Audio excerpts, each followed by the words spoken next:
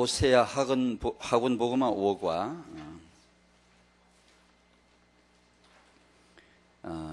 1. 성경 완성 이전에 능력을 나타낸 하나님의 백성은 성경 말씀 한 가지를 붙잡고 승리하였다. 1번 전체가 그리스도입니다. 그리스도를, 그분 언약을 쭉 설명합니다. 2번은 호세아서에 숨겨진 그리스도의 비밀을 누리면 말씀이 성취되는 응답을 누리게 됩니다. 2번은 그리스도의 비밀을 누리라는 겁니다. 호세아 성경 말씀의 주제죠. 호세아를 통해서 두 가지가 생각이 났습니다. 하나는 나의 중심인데, 호세아의 결혼을 통해 표현한다면 어떻게 보면 바람난 거죠. 바람기가 다분해요. 나는 바람기가 다분해요. 남편이 있는데 그걸 몰라요. 잠깐만. 그리고 호세아서의 영원한 주제는 주님의 사랑입니다. 주님의 일편단심이에요.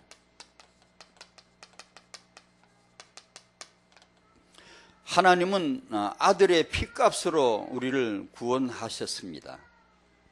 그러므로 하나님은 우리를 잃지 않습니다. 잃지 않으시겠다는 겁니다.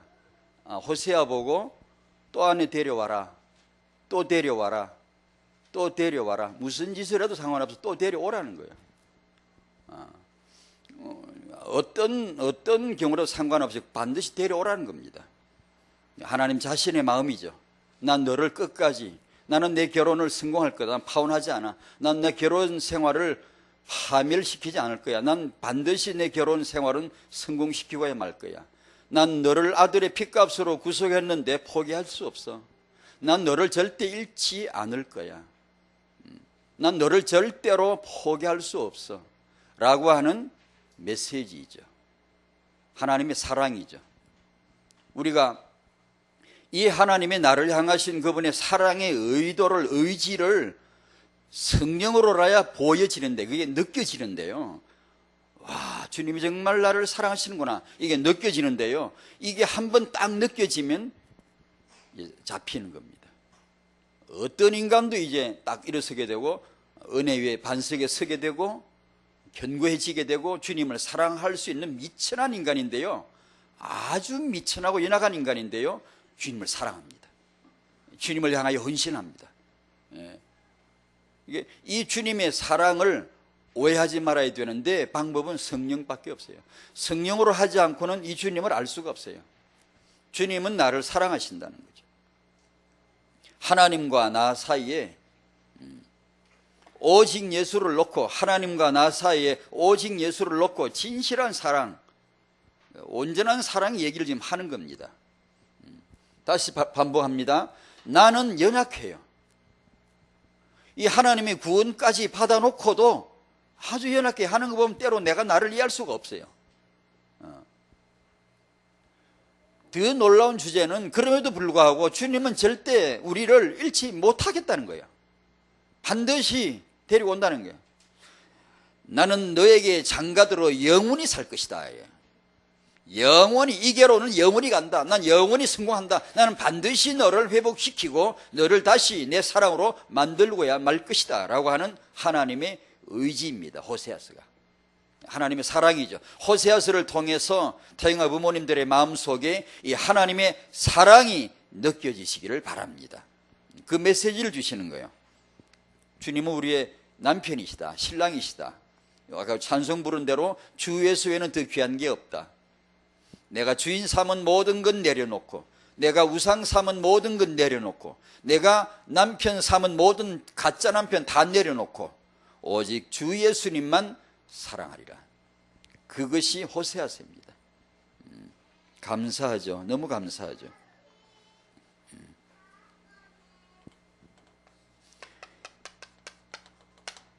예수 그리스도는 우리가 믿고 있는 이 예수님은, 우리가 알고 있는 이 예수님은, 안다고 우리가 예배하는 이 예수님은 우리가 아는 것, 상상하는 것, 아는 것 이상 상상하는 것조차도 그 훨씬 더 너머에서 예수님은 더 중요하십니다. 더 위대하십니다. 더 놀라우신 분이고 더 비밀이십니다. 우리가 아는 것뿐만 아니고 우리가 아는 것 이상 상상, 그 이상 무한히 상상을 했지만 그보다도 훨씬 더 놀라우신 분입니다. 그에 비해서 우리는 주님을 알지만, 주님을 예배하지만 항상 덜 압니다. 덜 예배합니다. 덜 찬송합니다. 찬송을 덜 찬송해, 덜 높여드리고 주님에게 합당한 예배를 덜 드립니다. 잘 안 돼요. 우리가 나빠서도 본질적으로 그렇기도 하지만 신랑 되신 예수 그리스도를 잘 알지 못해요. 잘 몰라요. 결국은 성령의 인도를 안 받는다는 거죠. 성령의 계시하심, 그분의 강의, 성령의 가르쳐 주심을 잘 우리가 순종하지 않을 때 이 주님에 대한 우리의 인식이 부족하고 고로 예배가 부족하고, 우리가 어제 예배 드리고 주님을 지금 찬양했지만 그래도 늘 우리는 모자라는 거예요. 잘 모르니까요. 하나님은, 우리 주 예수님은 우리가 상상한 것 더 이상으로 하나님의 모든 언약의 기준입니다. 핵심입니다. 66권에 정확하게 하나님의 완벽한 예수로 기준 삼고 예수로 재고 예수로 평가하고 모든 사람을, 모든 만물을 다 예수 중심으로 하고 운행, 섭리, 경영, 행정, 정치하십니다. 반드시 우리가 아는 것 이상으로 하나님은 오직 예수입니다. 그 하나님의 의지가 갈보리 십자가의 피 흘림입니다. 그분이 육신으로 오셔서 피를 쏟아주시고 죽었어요. 하나님이 그 예수를 포기하시겠어요? 하나님이 그 예수를 우습게 이기겠어요? 하나님이 그 예수를 대강 가볍게 이길 수가 있으시겠어요? 자신의 피인데. 오늘 우리가 이 자리에 인도받았는데 하나님이 우리를 주 예수께로 이끄심인 줄로 믿습니다. 여러분 예수께로 가시기 바라요. 여러분의 마음이 예수님께로 이끄심을 받으시기 바랍니다. 타영아 전도학교 왜 인도받으셨나? 예수께로 하나님이 인도해 주시기 위함이에요. 우리가 아는 것 이상으로 예수님은 기준입니다. 핵심이에요. 오늘 주제가 타영아의 메시지 제목이 엘리사벳인데, 엘리사벳이 낳은 아들이 세례 요한입니다. 예를 들면 요한은 세례자라고 말이죠. 모든 백성에게 회개케 하는 세례를 준다고 해서 세례자입니다. 베프티스트입니다. 그러면 이 하나님의 기준이라고 하는 이 메시지를 놓고 한번 설명을 드리자면, 세례 요한의 직분은 세례자인데 모든 백성에게 세례를 주는 자인데 사실은 그게 아닙니다. 사실은 뭐냐면 모든 백성에게 세례를 주는 그게 자기 사명이 아니고, 세례를 주다가 보면 어떤 한 사람에게 세례를 주다 보면 하늘에서 성령이 임하는 한 남자가 올 텐데 그 자가 바로 하나님의 아들이라는 메시지를 하나님께로부터 이미 받았기 때문에 그 남자를 만날 때까지 세례를 주는 겁니다. 다시 말하면 세례자 요한도 기준이, 그 세례 기준이 예수님 한 분에게 세례 주시기 위하여 그 직분이 주어졌다는 얘기예요. 그 제가 설명하는 게 다 모든 백성에게 회개하는 세례를 주는 게 당연하지만, 맞지만 어떤 남자가 세례를 받았는데 성령이 임하셨어요. 요한이 이제 알았죠. 이분이 바로 하나님 어린 양이구나. 이분이 바로 메시아시구나. 바로 그 자리에서 요한의 설교 제목, 바로 이 예수가 그리스도다라고, 하나님 어린 양이시다라고 바로 선포했죠. 그 한마디 하려고, 그 한 메시지가 나오게 하려고 요한을 세례 주게 했죠. 그리고 바로 아웃되죠.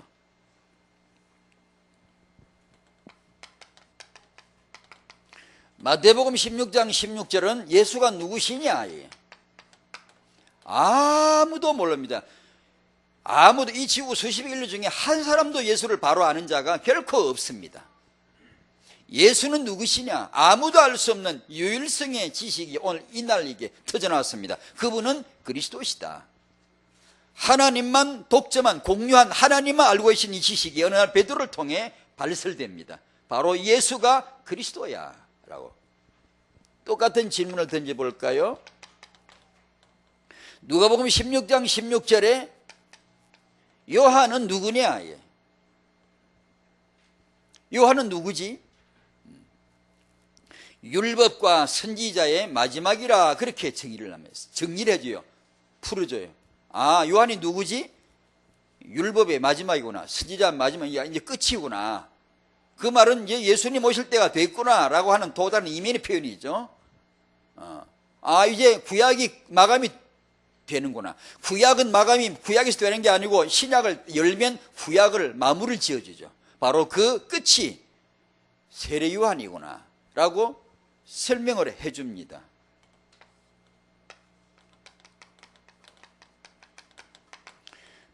구약을 시작할 때, 자, 오늘 본문이 누가복음 1장인데 펴놓으시고 서론 지금 듣는 겁니다. 구약을 시작하실 때, 언약 가문 이스라엘을 시작하실 때, 아브람, 아담 지나고 이제 아담, 노아 지나고 아브람 때 와서 드디어 구체화되죠. 이 이스라엘이라고 하는 이 언약 가문을 구체화시키기 시작했죠. 그때 시작이 바로 아브라함과 사레라고 하는, 아브라함과 사레, 불임한 늙고 불임인 한 여성을 통하여 시작을 하십니다. 아시죠? 창세기 17장 1절에 여호와께서 어느 날 아브라함에게 찾아오셨어요. 아브라함에게 이렇게 말씀하셨습니다. 16절에 내가 네 아내 사라를 축복해서 복을 주어가지고 그녀로 하여금 내게 아들을 낳아주게 할 것이다 하니까 17절에 아브라함이 엎드리면서 웃습니다. 웃죠. 오늘 참 오래 살다 보니까 별소리 다 듣네 이거죠. 웃습니다. 웃으면서 하는 말이 속으로 지 혼자 궁시렁대는 게 그게 말씀은 좋습니다. 뭐 좋은 말씀은 그냥 득담으로 듣겠습니다. 하지만 제 나이가 지금 100살입니다. 100살 된 남자가 애를 어찌 낳나요? 제 아내가 99살인데 그런 할매가 어떻게 애를 낳죠? 하고는 그 다음 이어서 바로 그때까지는 속으로 했고 이제 겉으로 말을 합니다. 하나님, 뭐 고맙습니다. 뭐 좋은 말씀으로 여기고요. 제가 부탁드립니다. 제 아들 이스마엘이 지금 잘 크고 있는데 종에게서 난 아들 이스마엘 잘 자라고 있는데 이스마엘이나 하나님 앞에 복받고 살게 해 주십시오 라고 말씀을 드립니다. 그런데 하나님이 즉각 바로 대답하시죠. 아니라 그럽니다. 네 아내 사라가 아들을 낳을 것이고 그 아들을 이삭이라고 해라. 이름을 지어주시죠. 제가 신앙생활을 하면 지금까지 하나님에게 들은 많은 말이 이겁니다. 아니야. 지금 네 말하는 그거 아니야. 네가 지금 생각하는 그거 아니야. 네가 지금 말하고 있는 네가 기도하는 그거 아니잖아. 앞으로도 제가 생각하기로 제가 은혜를 좀 받았다면 조금씩 받아간다면 제 주제에 제 나름대로 은혜를 받아간다면 제가 이 택도 없는 그런 아니다, 되지도 않는 생각, 아주 맞지 않는 언약에 맞지 않는 하나님의 기준에 예수에 맞지 않는 그런 생각이나 말이나 그런 행동을 참 많이 하고 있었고 하나님이 그때마다 그건 아니다. 내가 앞으로 신앙생활을 해나갈 때 앞으로 수없이 이 말을 들을 것이다라는 것을 예측할 수 있는 게 제가 받은 은혜입니다. 이제 그걸 좀 알겠어요. 내가 얼마나 연약하고 내가 얼마나 믿는다고 강사라 이게 메시지를 하니까 더더군다나 사람들이 저 목사님 믿음 있나 보다.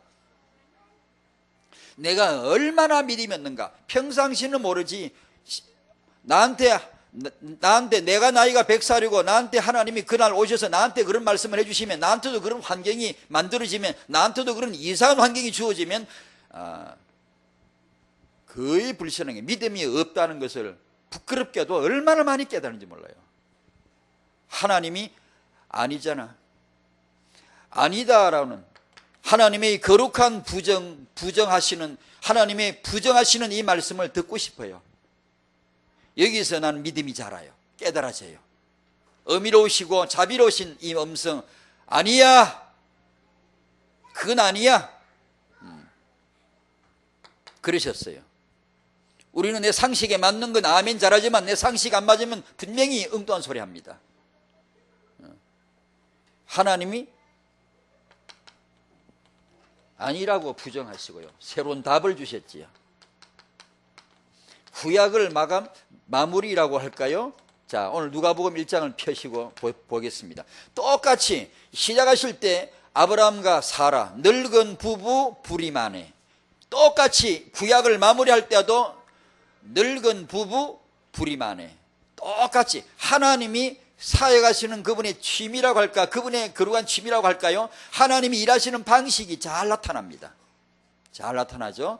똑같은 상태를 두 부부를 딱 지금 내세우시고 하나님이 역사를 하시는 겁니다. 자, 여기 어쩜 이렇게 흡사한지, 아브라함 부부와 사가랴 부부가 어쩜 이렇게 흡사한지 레위기파의 똑같은 이 부부를 한번 보시기 바랍니다. 누가복음 1장 5절에서 25절까지 같이 한번 가만히 있어 보자. 오늘 한번 교독해 볼까요? 제가 먼저 받들어 읽고 여러분이 같이 큰 소리를 읽어 주십시오. 유대 왕 헤롯 때에 아비야 반열에 제사장 한 사람이 있었으니 이름은 사가랴요. 그의 아내는 아론의 자손이니 이름은 엘리사벳이라. 두 사람이 하나님 앞에 의인이니 주의 모든 계명과 규례대로 흠이 없이 행하다.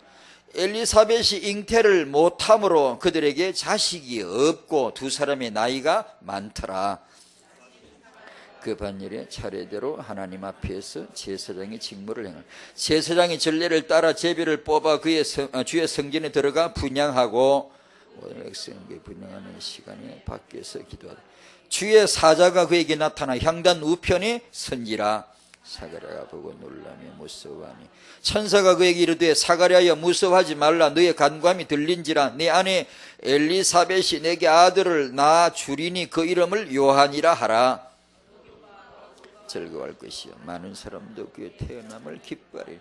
이는 그가 주 앞에 큰 자가 되며 포도주나 독한 술을 마시지 아니하며 모태로부터 성령의 충만함을 받아 자손을 주고 그들의 하나님께로 많이 돌아오게. 그가 또 엘리야의 심령과 능력으로 주 앞에 먼저 와서 아버지의 마음을 자식에게 거스르는 자를 의인의 슬기에 돌아오게 하고 주를 위하여 세운 백성을 준비하리라. 내가 이것을 어떻게 알려? 내가 늙고 아내도 나이가 많아. 천사가 대답하여 이르되 나는 하나님 앞에 서 있는 가브리엘이라. 이 좋은 소식을 전하여 네게 말하라고 보내심을 받았노라. 날까지 내가 말 못하는 자가 되어 능히 말을 못하리니 이는 내가 내 말을 믿지 아니면 때가 이르면 내 말이 이루어지리라. 백성들이 사가랴를 기다리며 그가 성전 안에서 지체함을 이상히 여기더라. 백성들이 그가 성전 안에서 환상을 본 줄 알았더라. 그가 몸짓으로 뜻을 표시하며 그냥 말 못하는 대로 그 직무의 날이 다 되며 집으로 돌아가니라. 이후에 그의 아내 엘리사벳이 잉태하고 5달 동안 숨어 있습니다. 다 같이 읽죠. 주께서 나를 돌보시는 날에 사람들 앞에서 내 부끄러움을 없게 하시려고 이렇게 행하심이라 하더라. 아멘. 똑같죠. 이스라엘을 시작하실 때 한 부부를 택한 거하고 마지막 선지자 보낼 때 택한 부부 어쩌면 그렇게 닮은 꼴이죠. 사자가 와서 찾아와서 메시지를 주실 때 사가랴가 믿지 못하는 거나 똑같이 믿지 못하죠. 그리고 아들을 낳게 주시겠다는 이름까지 지어주시는 거 똑같죠. 자, 정리를 합니다. 서론에서 제가 하나님이 계획하신 임신 출산, 영원한 하나님의 주제 예수, 주 예수를 위하여 태어난 아이들, 이것이 구약 전체의 태영아 메시지입니다. 이삭도 예수를 위해 태어났고 야곱도 예수를 위해 태어났고 12 아들도 예수 위해 태어났고 사무엘도 예수 위해 태어났고 다윗을 위해 태어났지만 패를 다 까면 뒤집으면 그게 누가 있다고요? 예수시라고요. 세례 요한도 예수 위해 태어났고 싹 다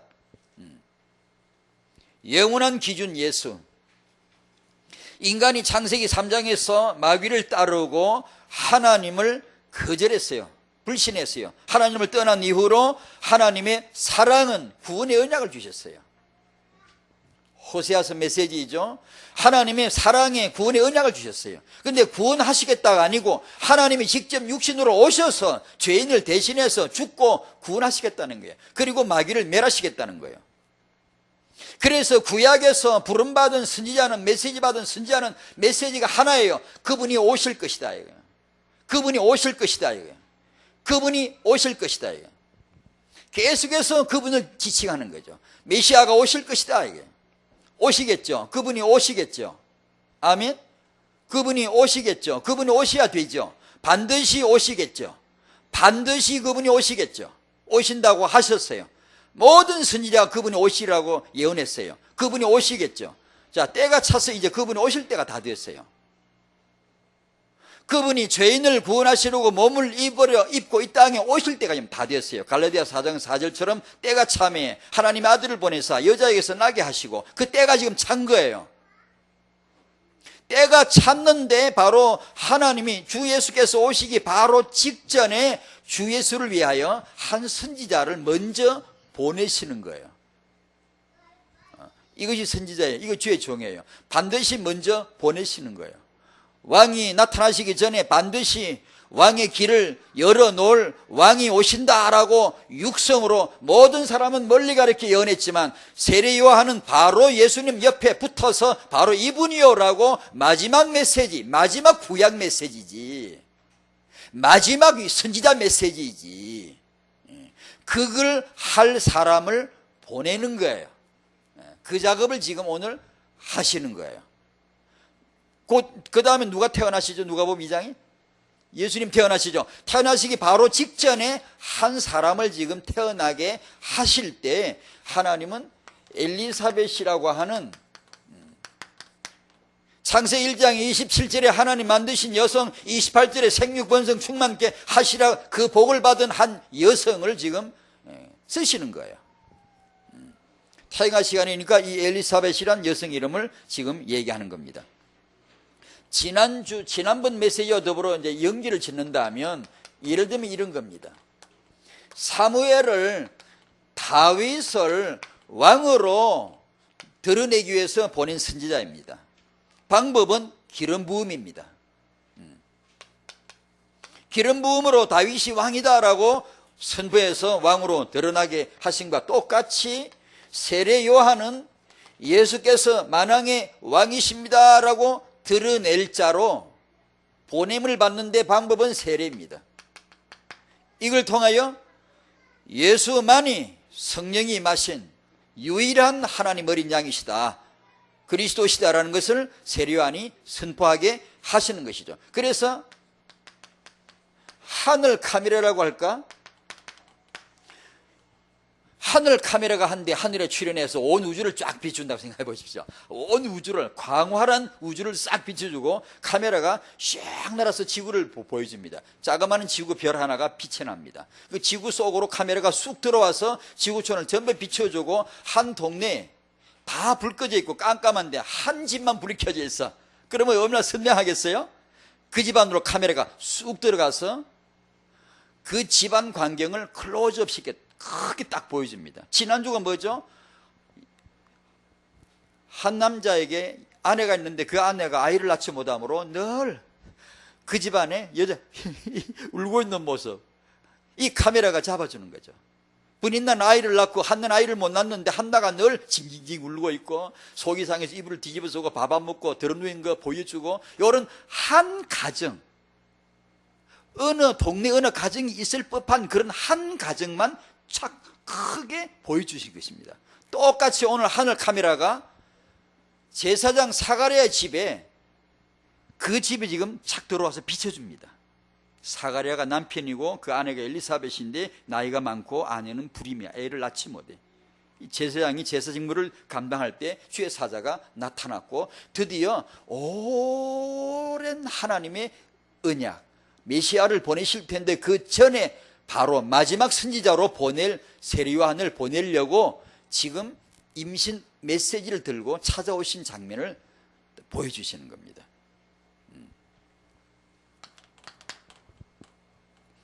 지금 내용 설명드린 거 다 나왔죠. 정리만 합니다. 사가랴의 아내로서의 엘리사벳을 잠깐 정리하면 그는 레위 지파의 자손, 아론의 자손이라 되어 있죠. 부부가 다 레위 지파죠. 사가라는 그 아론의 아들 엘라살의 아들 아비야 반열에 속하고, 엘리사벳도 아론의 자손이라고, 둘 다 레위 지파죠. 엘리사벳은 불임이라고, 타고난 불임입니다. 원래 애를 낳지 못해요. 게다가 많이 늙었지요. 참 신기하죠. 신기하다고 해야 되나? 하나님은 어떻게 일하시죠? 그냥 일하지 않아요. 인간의 약점, 나의 문제, 내가 만난 문제, 인간의 문제가 하나님의 역사의 시작이에요. 다 그래요. 안 그런 적이 한 번도 없어요. 신앙생활을 해나가면서 이렇게 조금씩 깨닫는 부분이 이런 건데요. 아주 신기하다고 해야 되나? 하여튼 하나님의 버릇이라고 해야 되나? 하나님의 습관이 오랜 그분의 관행입니다. 관행. 반드시 그러는데요. 저는 예전에 스데반이 돌에 맞아 죽을 때 비참하죠. 얼마 전에 동영상 뉴스에 나왔다는데 지금도 돌 때려서 죽인다 그러잖아요. 옛날 율법대로. 그런 식으로 스데반을 가운데 세우고 충만한 돈을 전부 던져서 때려서 지금 죽이는 겁니다. 피 터져 비참하게 죽는 현장입니다. 예수께서 하늘에서 뻘떡 일어서셨다고 그랬기로. 그래서 제 생각에 그것까지 딱 읽고, 예수께서 일어서셨다. 그러면 제 생각에는 예수의 종을 때리는 저것들 이제 골로 간다. 칙칙칙 다 죽여버려야 돼. 다 죽여버려야 돼. 다 칙칙칙 찔러서 그냥 적사시켜버리고 스데반을 영광스럽게 쫙 구원해가지고, 누가 내 종을 건드려야 이 자식들아 해가지고 종을 딱 때리고 깨끗하게 영광스럽게 해가지고 딱 이렇게 때리고 이렇게 가실 줄 알았거든. 왜냐, 나는 문제가 없으면 늘 그런 식으로 기도했단 말이야. 하나님이 이 문제를 해결해 주시고 이 문제를 응답해 주시고 늘 나는 그런 식이었어요. 그러면 내 식으로 말하면 예수님이 일어서시기까지 했잖아. 일어서시기까지 했으면 빨리 와서 나 도와줄 줄 알았거든. 잔인하시게도, 거룩하게 잔인하시게도 스데반이 돌에 맞아 숨이 맞아 죽어버릴 때까지 보고 계시더라고. 근데 인간적으로 이해할 수 없어요. 그러나 거기는 거룩하신 그분의 더 큰 계획이 있어요. 더 큰 메시지가 있어요. 더 큰 퍼스트 베스트를 지금 주시는 거예요. 만약에 그보다 더 좋은 게 있으면 그걸 주셨겠죠. 만약에 내가 주님이 절대 선하시다, 주님은 나에게 절대 선하시다, 주님은 나에게 절대로 해롭게 하지 않으신다, 이 절대 신앙이 깔려있지 않으면 우리는요, 생활하다 쬐끄마한 거, 작은 거 만나갖고 얼마나 헬라비 딱 뒤집어지고요, 소가지가요, 겉으로는 멀찍이 믿음 있는 척하죠. 강연에서 설교할 때 믿음 있는 척하죠. 그런 작은 일을 할 때 내 속에서는요, 풍랑이, 태풍이, 허리케인이 지나가요. 왜 이러실까? 왜 이러실까? 주님 왜 이러시지? 분명히 주님도 나를 보고 계실 텐데, 스데반을 보실 텐데, 주님 왜 이러시지? 솔직히 말을 안 해 그렇지, 그러고 싶을 때가 한두 번이 아니에요. 내가 원하는, 내가 편의주의, 내 식대로 응답 주지 않아요. 내가 생각하는 대로 그렇게 끌어가지 않아요. 끌어가지 않아요. 스데반 살려야 되잖아요. 아니요, 죽게 냅둬요. 죽게 냅둔다고요. 하나님은 문제를 통해서 시작을 해요. 시작을. 잔인하시죠? 여러분, 내게 문제가 있어요. 어떤 병이 있어, 어떤 환란이 있어, 어떤 위기, 어떤 실패가 왔어요. 근데 하나님은 잘 됐다, 딱 그걸 잡고 하나님이 드디어 역사를 하시는데 치워주는 게 아니고, 그걸 통해 가지고 예수가 주되심을, 하나님이 전능하심을, 그걸 작업을 시작하시는 거예요. 그걸 이해하기까지가 참 어려워요. 그걸 이 작은 내 이 소가지 가지고 이해하기가 참 어려워요. 내 신앙생활 지금까지 솔직히 겉으로 표현을 못하지 참 이해하기 어려워요. 근데 조금씩 그게 열려요. 조금씩. 언제 큰 문제 하나 턱 터질 때, 큰 사건 하나 턱 터질 때, 아니면요, 우리 믿음 때 못 뺏겨요. 때깔 안 나요. 불임, 이 문제가 하나님에겐 절호의 기회입니다. 놀랍게 이걸 통해 하나님은 엄청난 시작을 하시죠. 여러분에게 문제 있죠? 저는 얼마 전에 숨을 못 쉴 뻔했다니까요. 많은 걸 깨달았어요. 그러고 보니까 제가 예전에도 그런 경험이 있었다는 걸 뒤늦게 알았고요. 많은 걸 깨달아요. 그 다음에 또 얘기해야 되겠네. 나라는 존재가 어떤 존재라는 것을 많은 걸 깨달았어요. 저는 두려웠어요. 저는 제 믿음이 없어졌어요.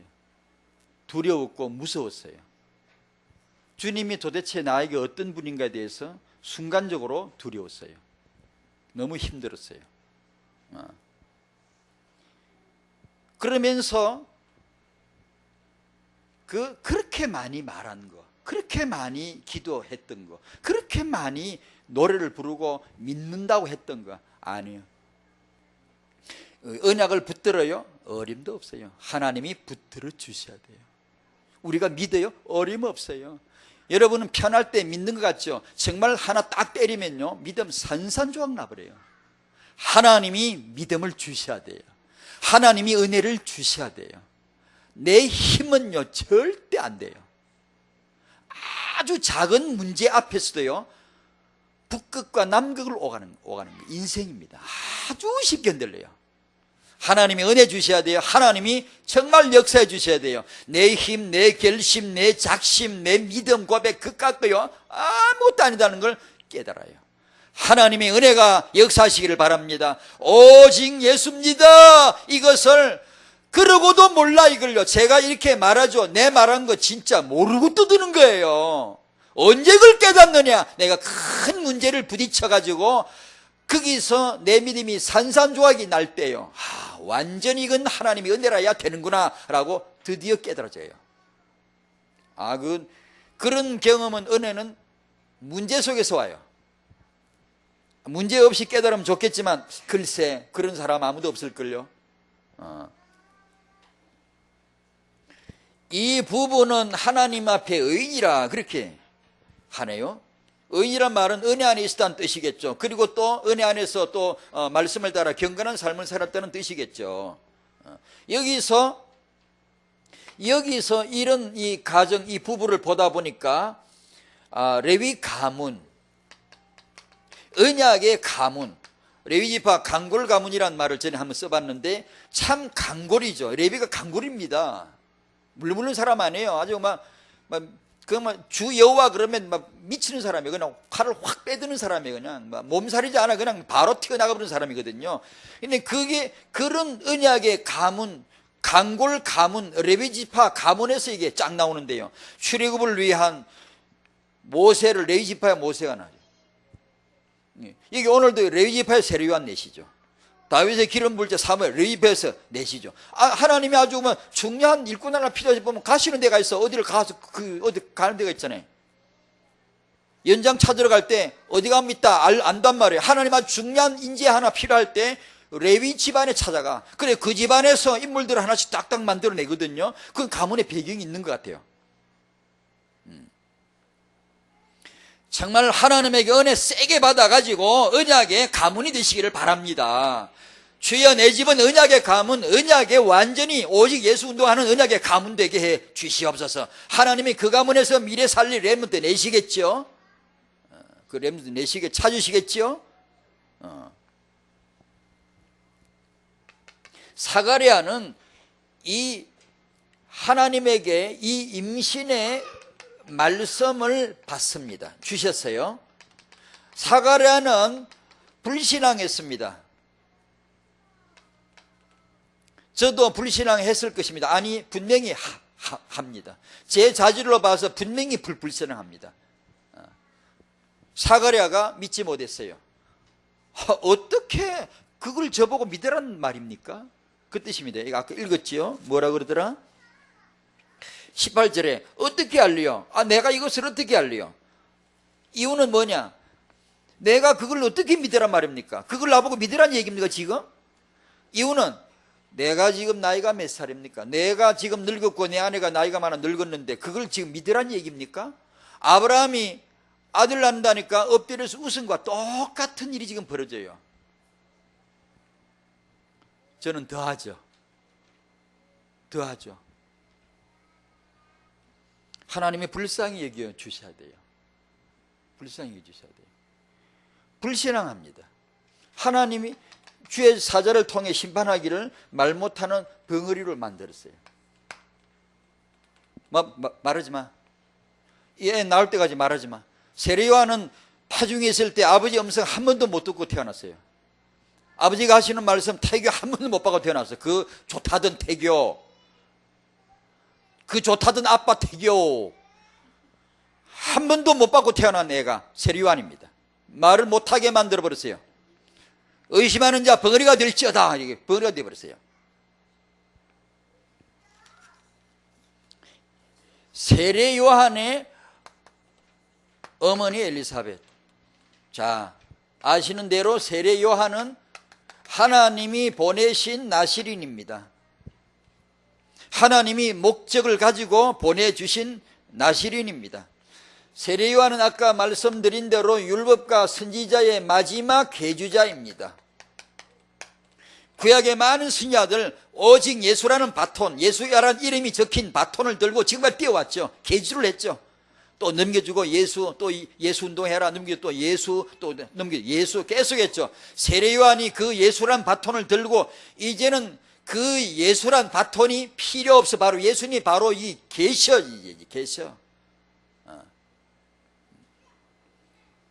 그래서 많은 선지자들은 그 예수가, 그 메시아가 오실 것이라고 멀맞이해서 예언을 했지만 세례요한은 바로 그분 곁에서 이분이요 라고 그 한마디 하고 잘려 죽는 겁니다. 목이 잘려 죽는 거예요. 참 선지자 그런가 봐요.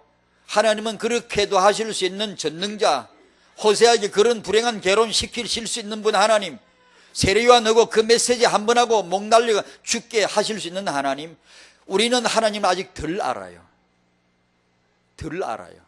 하나님이 어느 정도 절대자인가를 덜 알아요. 어느 정도 주권자인가를 덜 알아요.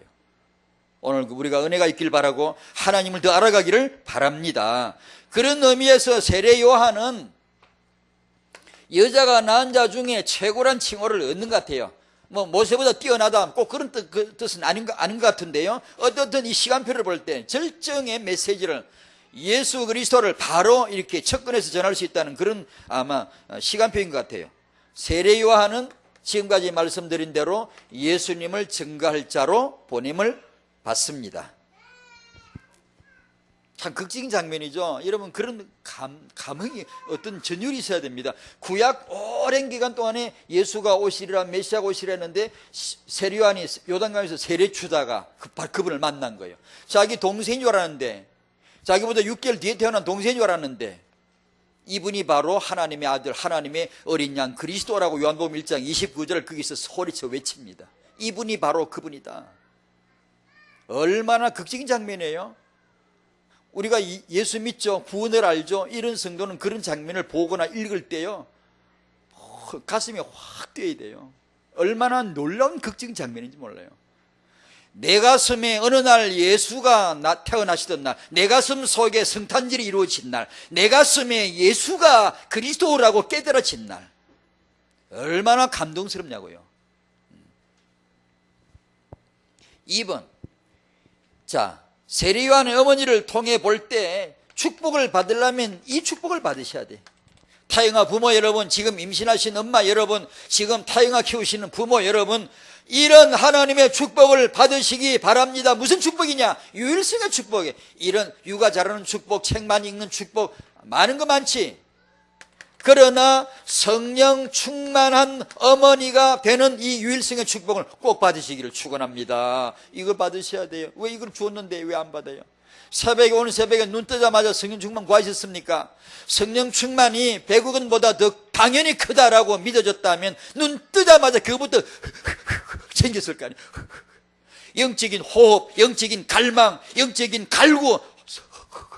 성령 충만, 성령 충만. 성령인도 안 봐도 우리 아무것도 안 돼요. 기억하세요. 아무것도 안 돼요. 결심, 여러분의 힘, 우리의 각오, 그건 썩은 삼줄이에요. 불타버린 새끼줄이에요. 아무것도 아니에요. 진짜 문제 많나 봐요. 다 날아가 버려요. 성령으로 하지 않냐고는 예수를 그리스도로 알 수 없고, 성령으로 하지 않냐고는 내가 죄인인 걸 몰라요. 아는 것 같죠? 아니요. 성령께서 네가 얼마나 악한 죄인인가를 알려주면 늘 울어요. 늘 눈물 나요. 차 타고 가면 생각해봐요. 눈물 나요. 그리스도의 은혜가 너무 고마워서 눈물 나요. 나 같은 죄인 살리신 주 은혜 놀라워. 오늘 새벽에 눈 뜨자마자 저도 이거 노래 여러 번 불렀어요. 저는 죄인이었거든요. 저를 구원해 주셨거든요. 얼마나 감사해요.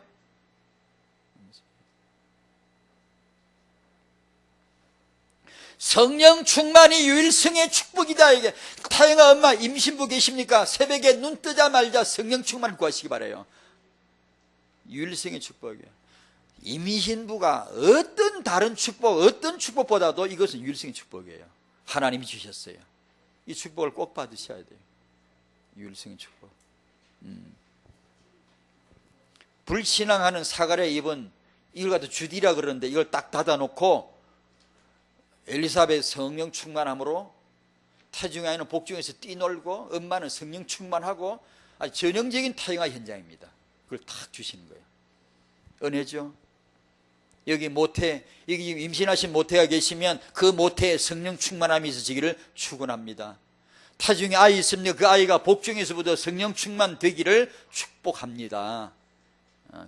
그 모습을 보여주셨어요. 그러자면 임신부가 뭘 봐야 돼요? 뭘 들어야 돼요? 일반 태교 상식에도 늘 나오죠. 엘리사벳이 뭘 들었어요?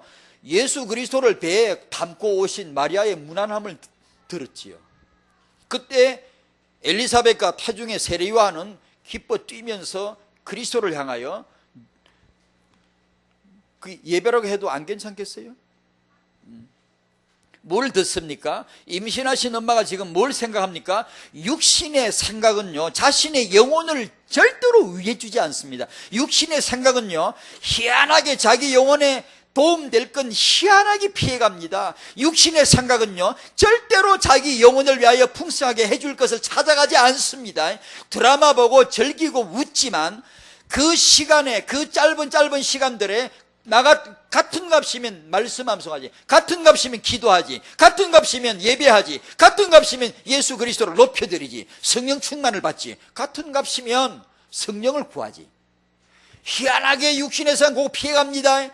다른 건 다 하는데요, 자기 영혼을 진짜 위하는 거 피해간다니까요. 제가 얼마 전에 우리 한국 축구하는 거 보고 축구 보는 그 하다 보다 느낀 게 다 안 했어요. 한 팀이 11명이 팀입니다. 팀 플레이입니다. 팀이 맞아야 되거든. 호흡이 착 맞아야 되거든요. 서로 패싱이 돼야 되고요. 서로 팀이 돼야 되거든요. 그런데 만약에 그 한국 팀 안에 서너 명이 간첩이 있다고 하면 어떻겠어요? 이적 행위를 하는, 우리 팀인 것처럼 들어와 갖고 사실상 상대 팀을 이롭게 할 그런 간첩이 들어와 있다고 하면 우리 팀이 되겠어요? 죽으라 뛰어도 안 되죠. 내 영혼 육이 한 팀인데 이게 하나님의 영광을 위하여 오직 예수를 향하여 성령 충만을 향하여 일사불란하게 한 팀이 딱 돼야 되는데, 이 육신의 생각은 딱 이 간첩질을 하거든요. 이적행위를 하거든요. 로마서 8장 읽어보시라고 집에 가셔서요, 당신의 육신이 뭘 하는가? 하나님과 원수가 되나니 그러거든요. 육신의 생각은 하나님과 원수가 되나니 하나님을 기쁘시게 할 생각도 없고 할 수도 없어요.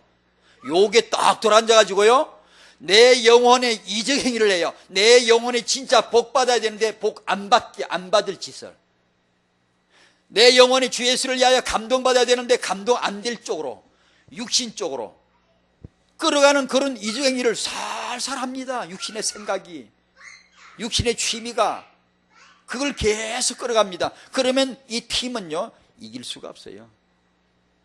안 돼요. 항상 안 돼. 될만하다 안 돼요. 신앙생활 될만하다 아파가지고. 여러분 그런 분 안 계세요? 여러분 뭐 될만한데 신앙생활에 더 이상 진보가 안 돼요. 틀림없이 당신은, 육신은 당신 안에서 이적행위를 합니다. 지금 육신의 생각이 전혀 당신의 영혼에 도움 안 될 것만 찾아가고, 안 될 것만 희죽희죽 웃고 있고, 안 될 것만 생각하고 있고, 안 될 사람만 만나고 있고, 전도 없이 만나고 있고, 분명히 그렇게 할 겁니다. 그러면요, 안 돼요. 이 팀이 안 돼. 영혼육 한 팀이 딱 되게 하는 분이 성령 충만입니다. 성령 충만은 내 마음과 생각과 영이요 한 팀이 딱 되게 만들어요. 가면 예스 가는 거고 안 가면 노 안 가는 거예요. 그러나 성주만 하면 갈까 말까 맨날 그래요. 할까 말까 맨날 그래요. 망설이고 맨날 우물쭈물하고 이렇게 돼요. 성주만 받아봐요. 그냥 가는 거예요. 그냥 오면 오는 거예요. 하면 하지 안 하면 안 하지. 그냥 팀이니까 그렇게 되는 거예요. 성령 충만한 어머니가 되는 것을 임신부의 최고의 목표로 잡으시기 바랍니다. 3번. 주 예수님을 위하여 태어날 아이들.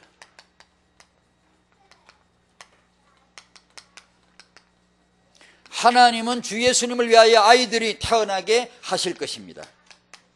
고로 우리 성도님들은 주 예수님을 위하여, 구약에는 주 예수님을 멀리 미래를 바라봤지만 지금은 주 예수님의 길을 따라갈, 이들은 미래를 가리켜 예수다 했지만 우리는 과거를 십자 갈보를 가리켜 예수다라고 말하는 전도자의 삶을 걸어갈 렘넌트를 낳게 해달라고 기도하시기 바랍니다. 주 예수를 위하여 됩니다. 주 예수를 위하여 애를 낳고 주 예수를 위하여 키우고 주 예수를 위하여 기도해야 됩니다. 그것만이 진리입니다. 그것만이 여러분의 타영아가 시대에 살릴 렘넌트가 되는 첩경입니다. 아멘. 그걸 믿으셔야 돼요.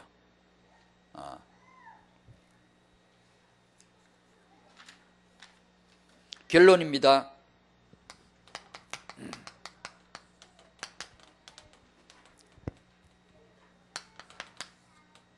나에게 뭐가 필요할까요? 세계복음화를 위한 아르주 시대, 나에게 뭐가 필요할까요?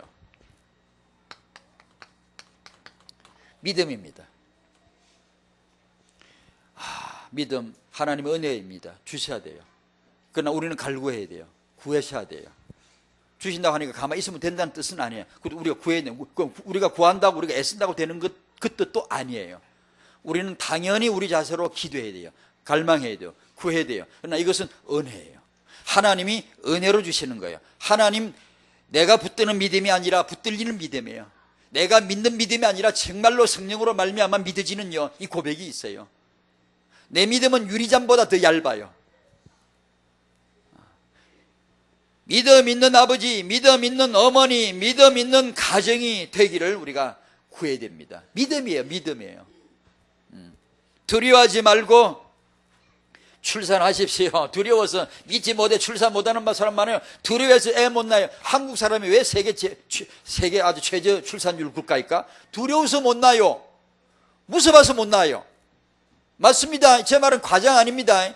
돈 때문이고 두려워서요. 그 이면이에요. 두려움의 영이 딱 눌렸어요. 하나님의 나으라 그랬어요. 나으세요. 두려워하지 마세요. 아니 이 시대에 어떻게 애를 그리 많이 낳아가. 두려워하지 마세요. 우리는 이 시대를 사는 게 아니라 이 시대의 문화를 사는 게 아니라 하나님의 백성이요, 하나님의 자녀요, 세계복음화 렘넌트를 낳아야 될 거 아니에요. 두려워하지 마세요. 애 낳는 거 두려워하지 마세요. 출산하는 거 두려워하지 마세요. 낳은 아이 오직 예수로 키우는 거 두려워하지 마세요. 믿음으로 키웁시다. 오직 예수로 키워보세요. 지나치다 할 정도로, 저 집은 진짜 너무 지나치잖아. 누구한테? 교인한테 그런 말 들어야 돼. 반드시 그럽니다. 기독교인을 반드시 그렇게 말합니다. 여러분요, 우리가 믿음 생활을 잘하면요, 아무도 말 안 씁니다. 진짜 제대로 하면요, 그리스도인들이 널립니다. 지금 이상하게 믿는다고. 틀림없습니다. 그런 게 많이 봤구나. 오늘부터 한번 제대로 믿어보면 틀림없이 여러분 식구 중에 믿는 식구가 뭐라 한다든가, 여러분 이웃집에 같은 교인 중에 교인이 뭐라 한다든가 합니다. 모르는 것 같은데 이건 분명히 합니다. 그게 딱 있어요. 태클 딱 나옵니다. 잘 분별하셔야 돼요. 사람 말을 잘 들어줘야 되고, 그리고 잘 분별해야 돼요. 여러분 주위에서 저 집은 이상하다 할 정도로 오직 예수 우리가 해야 돼요. 오직 예수를 키워야 되겠다. 우리는 내 아이는 오직 예수를 키울 거야. 이게 이상하다 할 정도로 그래야 돼요. 그리고 나는 이 아이를 오직 성경 말씀으로 키울 거야. 디모데후서 3장 14, 15, 16, 17 말씀했잖아. 성경은 하나님의 감독으로 된 것이다. 교훈하고 책망하고 바르게 하고 의로 교육에 유익한 하나님의 책이다. 성경 말씀으로 키우면 하나님 반드시 복 주신다고 하셨다. 다른 크리스찬들이 너무하잖아 라고 말을 들을 정도로 오직 성경 붙드셔야 됩니다. 우리는 성경을 덜 알아요. 성경은 절대 하나님의 기준인데 절대 언약인 우리는 너무 덜 안다고요. 덜 높인다고요. 대강 높인다고요. 그냥 내 편할 대로 뭐 이익될 것만 믿는다고요. 정말인데 성경은 정말인데요.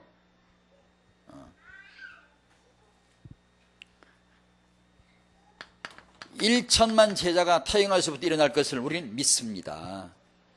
믿지 못하지 말고 두려움 없이 성공보다 내 자식 성공보다 예수 되도록 내 자식 출세보다 예수 되도록. 스데반은 죽었다니까 돌에 맞아 하나님이 살려줄 줄 알았거든요. 그런 스데반 오히려 역전시켜 살아나면 대단한 간증 나오고 다니면서 다 죽었는데 주님이 살려줘갖고 저것들 다 죽여버리고 하나님이 살려주셨다고, 하나님은 전능하시다고, 주님은 살아계시다고 이렇게 간증 집회에 써먹으면 얼마나 더 좋을 것 같은데, 나 희한해. 나 진짜 이해를 못해. 왜 주님이 그 안 살려주시지? 죽는 걸 끝까지 지켜보시는 주님. 렘넌트가 큰 인물이 되어야 세계복음할까요? 밑에 말단 지금도요 성령 충만 받으면 전도하기 더 좋아요. 예, 우리는 큰 인물 되면 전도하기 좋다고 그런 소리 지 욕심이잖아. 지 자식 성공시키려고 그러잖아. 예, 성공하세요. 아멘 하세요. 빨리 여러분 자식 성공시키세요. 하나님이 성공시켜 주시면 성공하는 거예요. 복음이 성공이잖아요. 계장이 아니고 사장이 아니고, 계장은 말단이고 사장은 성공이 아니고 복음이 성공 맞잖아요. 하나님이 필요하면 대통령, 하나님이 필요하면 국무총리 시켜주실 줄로 믿습니다. 우리가 할 건 오직 예수에 미쳐야 돼요. 오직 성경 말씀 갖고 한번 키워보겠다는 거예요.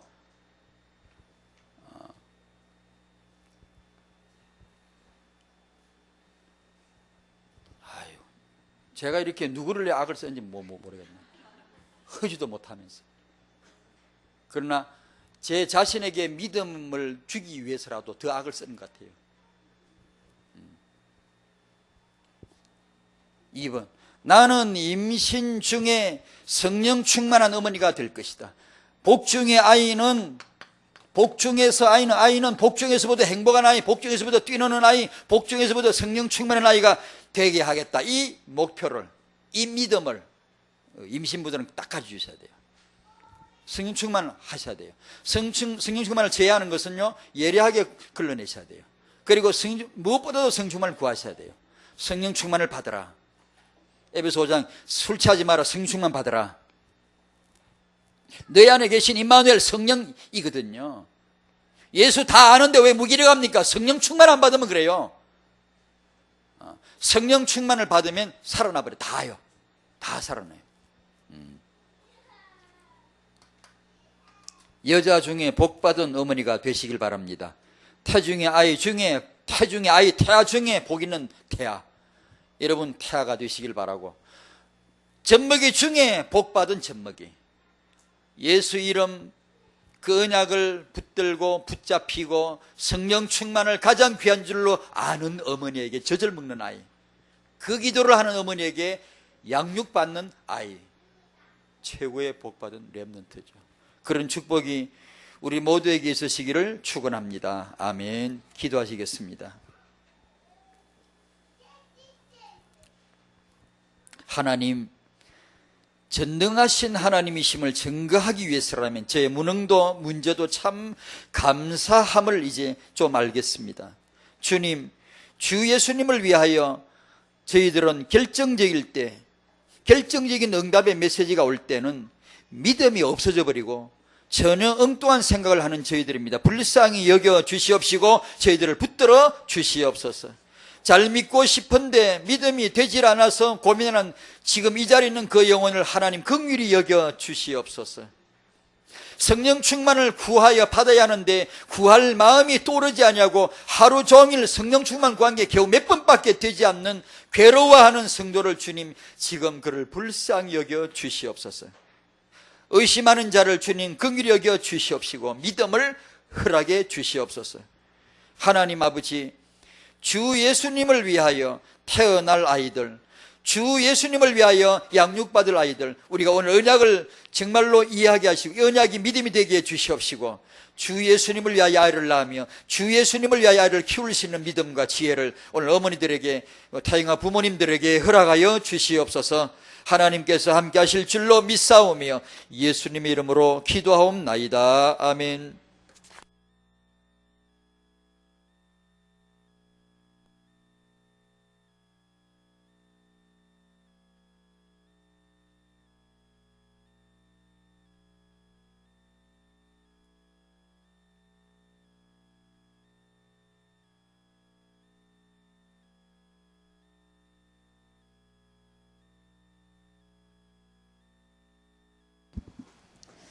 귀한 말씀 감사드립니다. 찬송가 563장 부르시면서 준비하신 헌금 드리겠습니다. 563장입니다.